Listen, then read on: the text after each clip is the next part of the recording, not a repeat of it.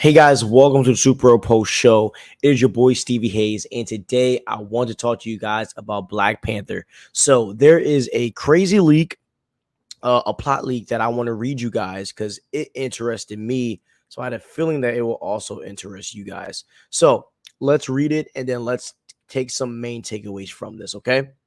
And if this is right, then one of the theories that I made a few months ago are correct as well. So, but before you do anything, please like and subscribe and hit the ring button so every time I post a video, you will know that it's posted. So let's start. The film opens with a flashback sequence of the Spanish invasion and colonization of the Americas. We will see an altercation between Namor's people and um, consequence consequators, whatever it's called. Namor's city will be called Talokan. I'm not sure if I'm saying it right, but they still make a reference to it as Atlantis. Namor will be the son of a human and the queen of Atlantis.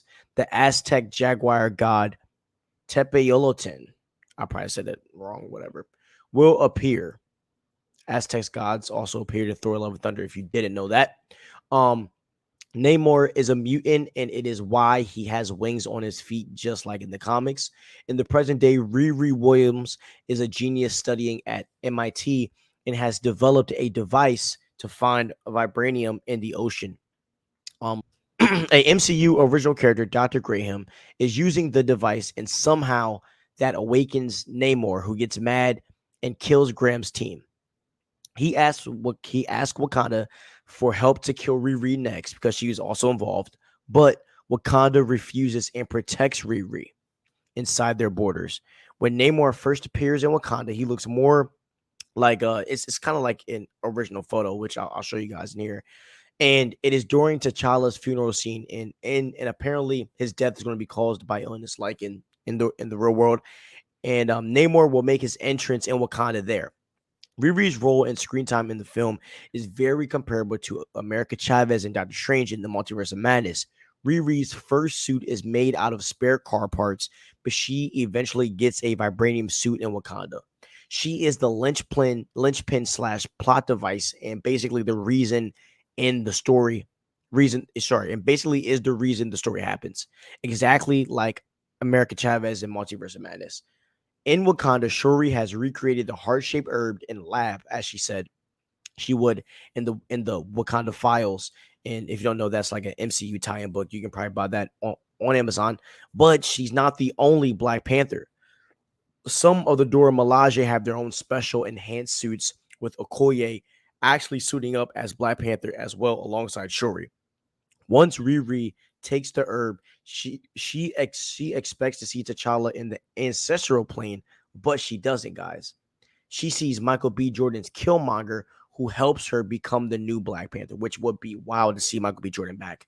And then Atuma, an exiled Atlantean who wants to become king of Atlantis, and Namora, Namor's cousin, will also appear in the film, and Atuma will fight with Okoye at some point. Shuri and T'Challa's mom, um, just let you know, Queen Ramonda passes away in this film, and there's a huge war between Atlantis and Wakanda, where Wakanda is flooded, and eventually Shuri defeats Namor. Now, if you don't know in the comics, Namor basically kills all of Wakanda. I'm pretty sure by flooding them into T'Challa, gets pretty pissed off. But Shuri beats Namor, but doesn't kill him.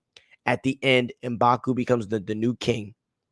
And they also believe that he will become the definitive Black Panther, which was changed last minute due to Latito rights, anti-vax stuff, all that stuff. And basically, in the end, M'Baku will become king. But the change is that Shuri is the new Black Panther. And at the end, and this is my theory, right? That I'm correct on if this is true. Nakia reveals to Shuri that she has a child with T'Challa. Marvel plans for him to eventually take over the Black Panther mantle once it grows up. So one of the main takeaways is that, right, at the end, that Nakia reveals to Shuri that she's pregnant, so, or that she has a child. So we all, I mean, for Black Panther 2, we were expecting this to actually happen, and that, it was going to, and that Azari, who is T'Challa's son, is going to make his way to being like the next up, with the Young Avengers. So this is nothing new, dude. I hope that this is actually true. Now, I do want to talk about one of the one of the leaks that were in here that I kind of didn't talk about was Doctor Doom. Apparently, the theory is that Doctor Doom has a part to play. He's the reason why this whole thing happens, and I'm not sure how that's going to work out. Maybe he funded Riri to do this stuff. I'm not sure, but that was a leak that kind of didn't make it, and I just need to do more research. I don't know.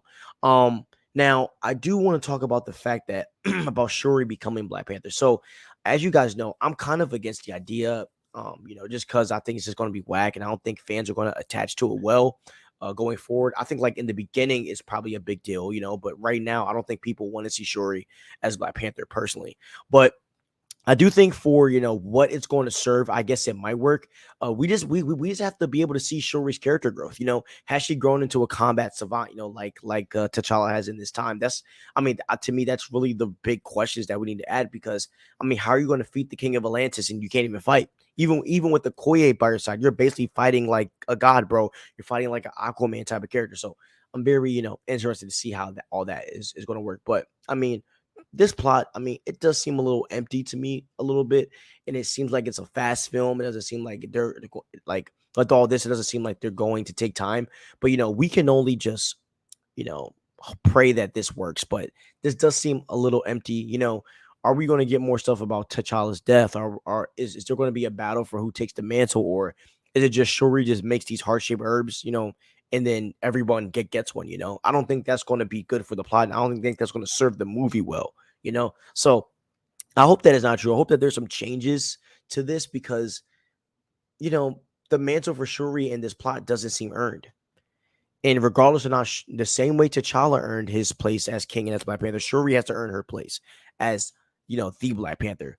And with Bast, apparently coming into the equation for this film, I'm also interested to see how Bast fits in this movie as well. Because my opinion is that I think Shuri is gonna probably be going to have to meet Bast to be chosen as Black Panther. And I think there's going to be a consequence too because Shuri gave everyone the heart shaped herb. Riri takes it as well, which is super weird. Why would Riri take the heart shaped herb? I don't know. So these are just some plot holes. Like I'm like, okay, that makes sense. That might not make sense. So yeah, the way that I feel about this, some of this might be right, some of this might be wrong. I read a similar plot to this for Doctor Strange in the Multiverse of Madness, and about 70% of it was right. So I pray a lot of this is wrong, and I pray that there are some changes to give it a little more, emotion, a little more depth, because that's what we need coming out of this film. So yeah, thank you guys for watching. Tell me what you guys think about this plot. Do you think it's good? Do you think it's bad? Do you think this is true? Do you think it's fake? Just let me know. Please like and subscribe and show some love. All right, guys.